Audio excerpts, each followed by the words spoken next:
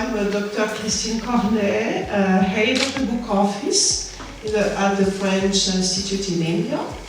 And by my exact position, title is Attaché for Books, Debates and Ideas. This is a program. Today it's an honor to welcome 3 female producers, and the Embassy of France in India is really pleased to celebrate and bring together these 3 women in the movie business who have not only carved a niche for themselves, but are working to show over the way through their cinema, but also through their engagement off camera.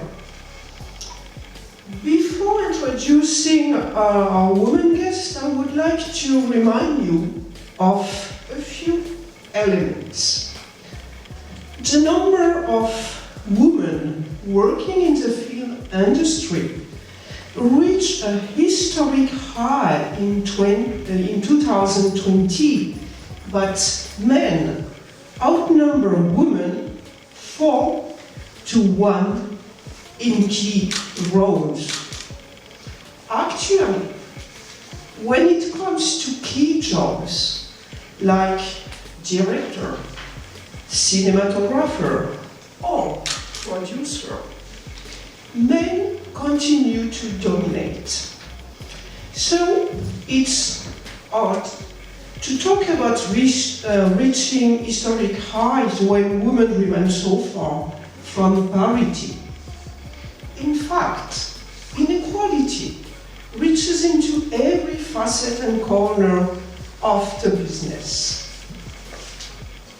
And when we think about what a director or producer looks like, when we see these pictures inside our heads, typically they are of a white male. We can't discount the impact these subconscious images have on higher decision. So let's start to introduce 3 of them, 3 of you: Sandrine Blower, Sreyashi Sen, and Guneet Monga. Sandrine Blower, you are an independent film producer. And you are producing *SHARE*, written by Stephen Frankinos and directed by Cyril Amitai, who is directing the film and plans to shoot it in India, I hope, this November. You will film. Your latest production include Manto, and the director was Nandita Das, and the film premiered in 2018 Festival de Cannes, Un Certain Regard official selection. Fig 3, directed by Alamork Davidian, Israeli-Ethiopian director, was also premiered in 2018 at Toronto Film Festival. Gate and Tusolazak. I don't want to give you all the list of you. No, don't. No, but we will talk about it. And last, one more point. You were part of the 40 founders of the collective 50/50, and we will talk about it later. Sreyashi Sen on my right side. Sreyashi Sen, you are founder and managing director of Dapan Global. You are a film distributor and producer involved with an Indo-French co-production, Slow Joe, which will be filmed in France too.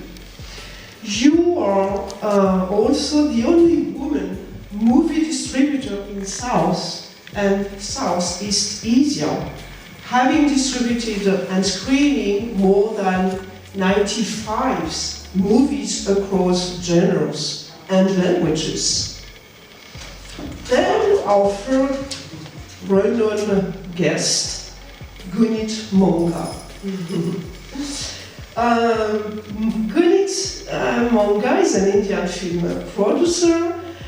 She's one of the most well-known filmmakers, not just in India, but also across the globe, symbolizing the victory of content with your project.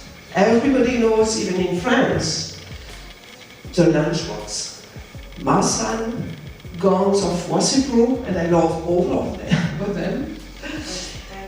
You recently founded a cinema collective called IWR, Indian Women Rising. I'm at discovering, amplifying, and distributing the work of Indian women filmmakers across the globe.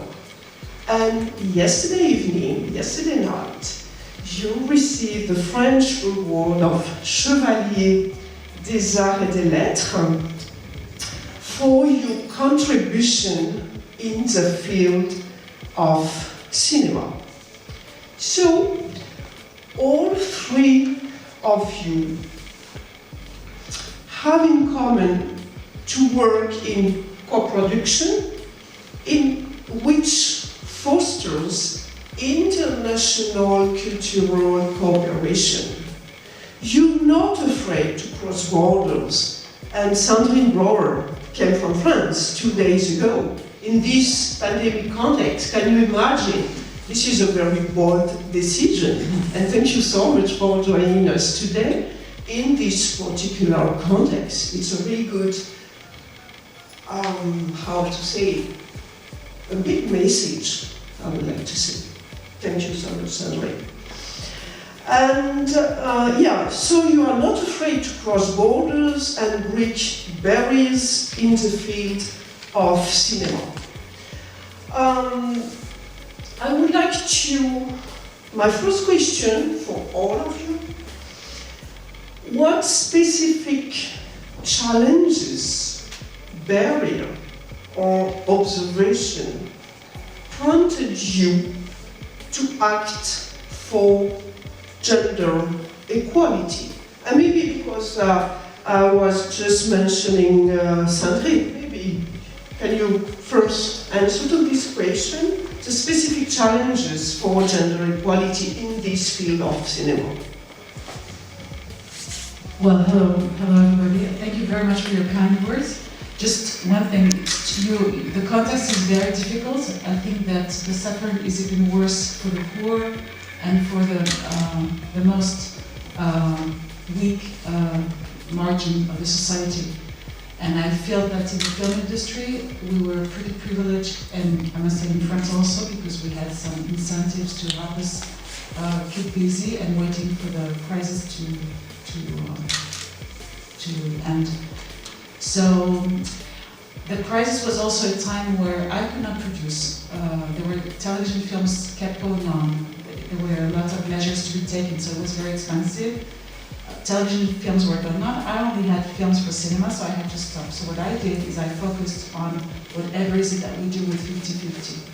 And now, to answer your question, I'm sorry, there is no one specific issue. The whole thing started, I think, without notice, without knowing it. I never thought, when I started working in the film industry, I never thought, oh, I'm a woman, it's going to be difficult. I think I was doing what all of us does, all of you do, is I was trying to focus on what is it that I want to do. And it was more about what we say in French, existentielle. It was more about, trying to do whatever it is I want to do without understanding if there was, without even thinking it would be a difference whether I'm a man or a woman. And I turned 50 a year ago, and so right before I was 50, 2 years ago, there was this Weinstein case in the US. It came, of course, it went all over the world, and I must say that throughout dinner parties, chats with friends, chats with colleagues, we all started questioning ourselves, Do we know any case of that sort on our playground? And in fact, I think we all know of some harassment, we all know of some cases. Nothing burst as publicly and as strongly as the Lunchbox case. But it was a meeting point. It was a call for us to try and think of what is it that we can do on our playground. And this was the important momentum. The momentum it was happening out there in the US. And there is nothing I can do about what is happening in the US.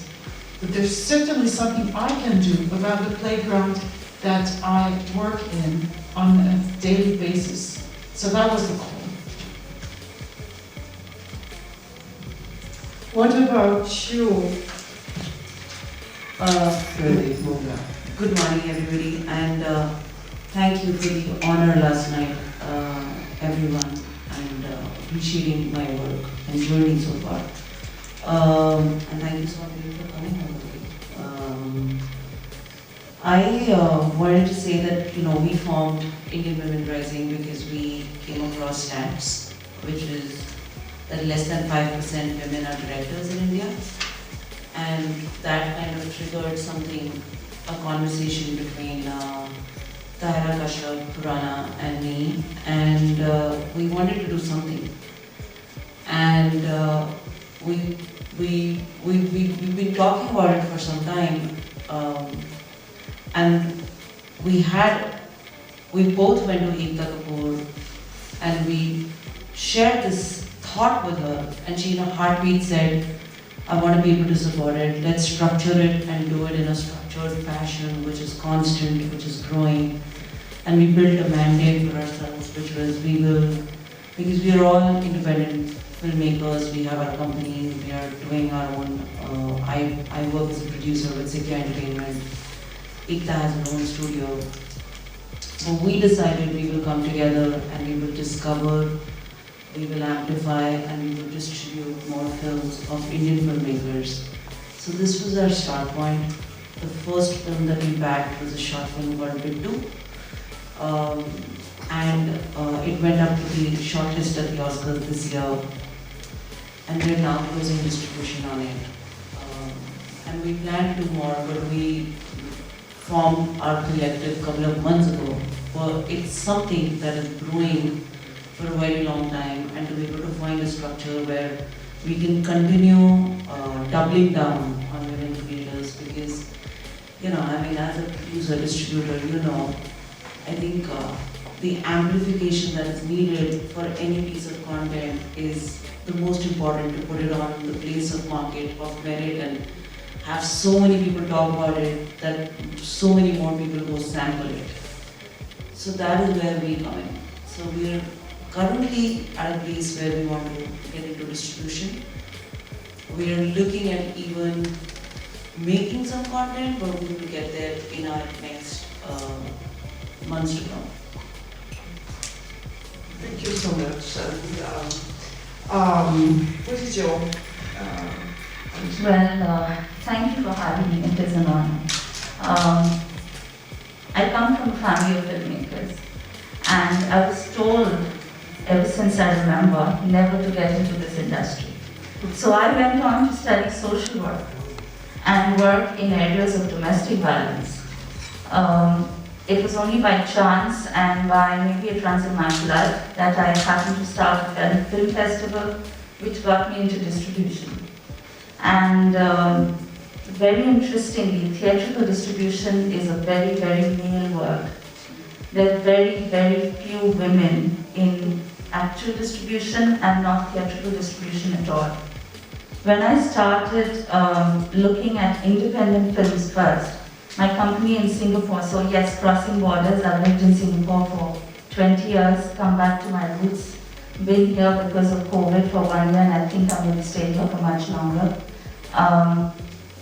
Is I was told by some of the biggest theatres when I wanted to get into some bigger films, why do you want to get into these films? There are already so many big names and all male who are doing it. There's no point just doing a little independent films and that's fine. There are boys clubs that don't let you get into distribution at all. There are dirty games that are played, and when we're talking so much about Me Too, at times I smirk thinking of the kind of messages and lunches where I've been offered films if only I can sleep for one night with a producer. When did it start and how did you build it?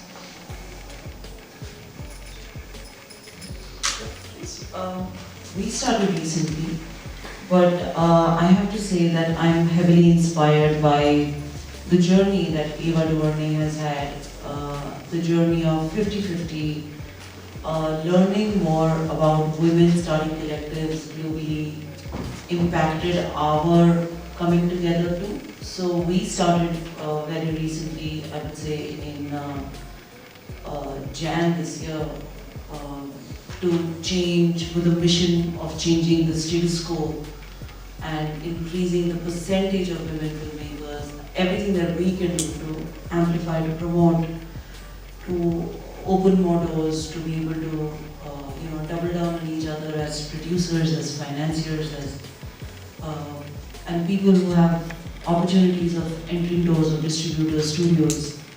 So we started recently being very informed by collectives which have been, I actually said that last night in my speech, that what in 2018 the picture of 82 plus women on red carpet and the announcement of 50-50 had a huge impact on me. I remember that picture really well. Narita Das was part of it. So many of my friends were part of it, and Sondrine and so many of them coming together. And when Juliet connected me to 50-50 recently and hearing their journey and how strategically they have built it was very, very inspiring.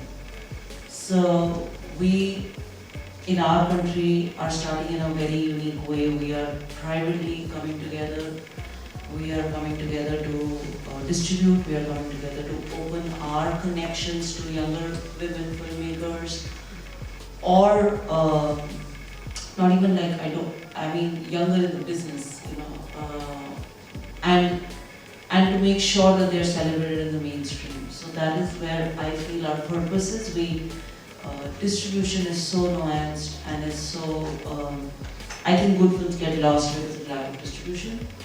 So, and lack of marketing, and that's where we come in with money, with power, with insights, with connections. We plan to double down, and we plan to distribute a few films, and we plan to make some with the ambition of having more filmmakers, more women filmmakers in the business, and less than 5% is just a really, really bad statistics. And I hope we are able to change that in the years to come. Yes, please, something. So maybe now you will be inspiring us, because this is, we had a different approach, because well, first of all, like I said before, there was this momentum that was created, and we started out with 10 of us and 40 of us, and the question was, what can we do on our playground? Also realizing that, Time's Up US was on, there were a lot of movements around there, and the real question was, what can we do where we are immediately, in the way we work, in the way, and what are the accurate problems? And that is, so what we did is we started launching surveys. We wanted figures. These figures were the key for our action, because they were pointing a finger at what had to be done. In other words, we were not pointing our finger to specific guilty person. It's not you men who are taking our space. It's all of us as a system who agree day after day to repeat ourselves and repeat this world whereas in school more than 50% of the students are girls. Every year in the film production figures, we see again and again that only 23% of the films are being directed by women. And to be honest, and Agnès Jaoui would have loved to be here with us. She was invited, but she could not make it this time, also because of the sanitary crisis. It was very difficult for her to do it. But Agnès Jaoui was lucky and skilled enough to have beautiful films around the world. And for many years, she was promoting, in a way, she was saying how proud she was to be part of the French industry, where the figures, the ratio was so high. We have 24% of the films produced every year that are being directed by women. Until she came to realize that she was only being happy because it meant that 76% of the films were directed by men, whereas more than 50% of the students are girls. So what is happening around here? Where are they going? Where are these girls? Where do they disappear? Is it just random that they disappear? So what she experienced on her own, that was exactly SHARE. She joined us this year. But when we created 50/50 in 2018, that was exactly what we wanted to look at. We wanted to look at figures, we wanted to understand when and where precisely we have to think of measures together, not women against men, not one against the other, but together to change the system. And this first action we took, that Guneet just mentioned, was very important for us because it was all about thinking together, also with Thierry Frémaux, the head of the Festival de Cannes.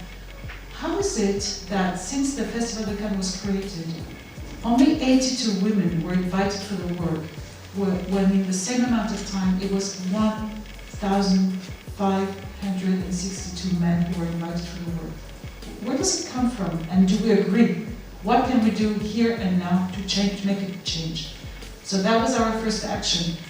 And to get back to your question, we act because we do have other professions. This year of the crisis, of the COVID crisis, made it possible for me to have plenty of time to work specifically on this. But the rest of the time, we are directors, producers, screenwriters, and we are busy with other things. So what we do is we focus on one specific item, question, survey, and we work on it until we find out what can be done. So unfortunately, we know our name originally was 50/50 by 2020. When we started in 2018, we were hoping that we would self-destroy in 2020. Unfortunately, we realized that every time we pick up a story or a subject, there's another one right behind it. So we keep working. Yes, please. What I always think, and that's something that has kind of gnawed at my senses, is we should reach a stage where the gender of the producer or the distributor should be irrelevant. I'm a producer, I'm a distributor. I'm not a woman producer or a woman distributor. And that's when I think we start making a difference. But having said that, we have a long way to go. And I say that because I've been in a gender agnostic society in Singapore for 20 years. And I've come into my roots where recently I was on the sets of a show I was creative producing. And I did notice the sexism angle so strong, very, very strong. And that's where I feel efforts like 50/50, efforts like Guneet is part of, where Guneet says, powerful women names do have to be there. Because that's when this very strong angle of being a woman on a set, no matter how much, I was a creative producer on the set, I wasn't bereft of rumors and gossip and really, really strong patriarchal norms that were set. So beyond borders, big names, powerful names need to come together, men and women. And one of the reasons, so we signed the MOU and Cannes with the Philippines Film Development Commission and Singapore 2 years back. We still have a long way to go to see production agreements incorporate the things that we've talked about. So I think beyond borders, things need to work. We need to recognize cultures and how in each culture productions work in a different way with women. Hierarchies work. How are women seen in their roles? Women directors, producers are seen in one way. Women behind the scenes who are technicians are seen in another way. How junior women are seen on sets. And what are the kind of posh agreements that we have in place to protect these women.